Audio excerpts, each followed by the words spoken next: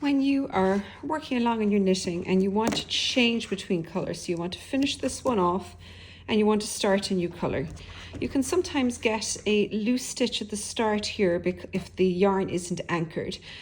And also you can end up with an awful lot of extra tails to weave in. So I want to show you the tip that I use for weaving in an extra colour as I go, that I actually find means that I get much neater stitches at the start and there's much less weaving in to do at the end.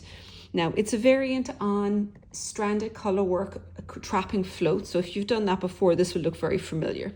So to begin with, leave a fairly long tail on your yarn, so long enough that you can weave it in comfortably.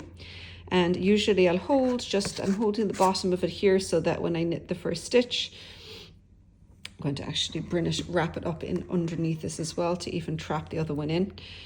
When I knit the first stitch, I'm using the new color. Now, to trap it, I will often even take the tails of both while I'm doing it to trap them both in.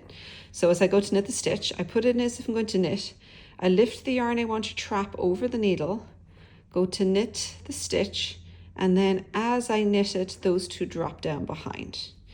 Next stitch, I leave those down there, and I just go ahead and knit it as normal. This stitch, I will lift them both up and over, knit the stitch, drop it down, and then the next one I'll keep them down and work it like this. So you can do that up and down every second stitch for a few stitches until it feels to secure to you. And you can see that it's not going to be visible on the front. And this is what you'll see on the back. They've been woven up and down as you're working. They're nice and secure and you've got no loose stitches at the start.